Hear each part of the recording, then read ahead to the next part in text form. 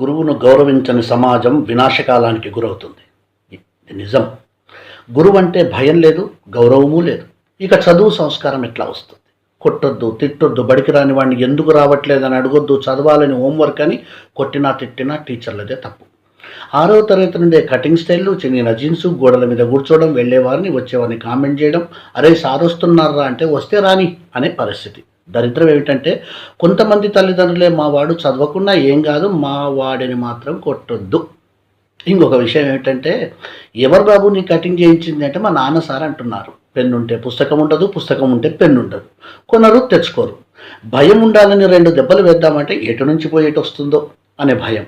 ఇవన్నీ చూస్తుంటే పిల్లల కంటే సార్లకే భయం ఎక్కువగా ఉంది. కొట్టకుండా తిట్టకుండా భయం లేకుండా చదువు వస్తుందా? స్కూల్లో తప్పు చేసినా కొట్టకూడదు, తిట్టకూడదు, కనీసం మందలించకూడదు, ప్రేమతో చెప్పాలట. ఇది ఎలా సాధ్యం? మరి సమాజం ఎందుకు అలా చేయదు? మొదటి తప్పే కదా అని ఊరుకుంటుందా?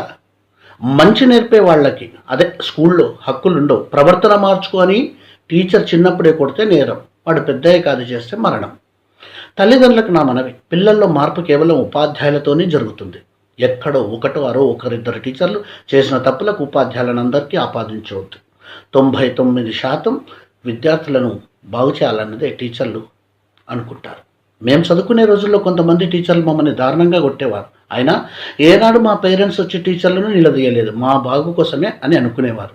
ముందుగా తల్లిదండ్రులు టీచర్ అంటే గౌరవం, భయం ఉండేటట్టు పిల్లలకు మానసిక తర్ఫీదు ఇవ్వాలని మనవి. తల్లిదండ్రులు ఒక్కసారి మీ పిల్లల భవిష్యత్తుపై ఆలోచించండి. పిల్లలు చెడిపోవడానికి స్నేహితులు, ఉపాధ్యాయులు, ఫోన్లు, మీడియా 10%, కానీ 90% మాత్రం తల్లిదండ్రులే.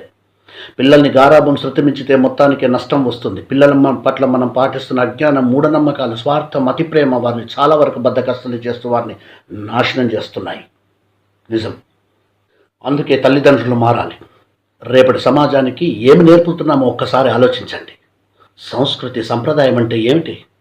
కేవలం గుడికి వెళ్ళి పూజలు, ప్రార్థనలు చేసి మన సంస్కృతి సాంప్రదాయం అని పిల్లలకు అలవాటు చేస్తున్నాం. అది మాత్రం కాదు.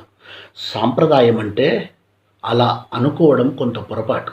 పిల్లలకు బాధ్యత, మర్యాద, గౌరవం, కష్టం, నష్టం, ఓర్పు, సహనం, దాతృత్వం, ప్రేమ, అనురాగం, సహాయం, సహకారం, నాయకత్వం, మానసిక దృఢత్వం, కుటుంబ బంధాలు, అనుబంధాలు, దైవభక్తి, దేశభక్తి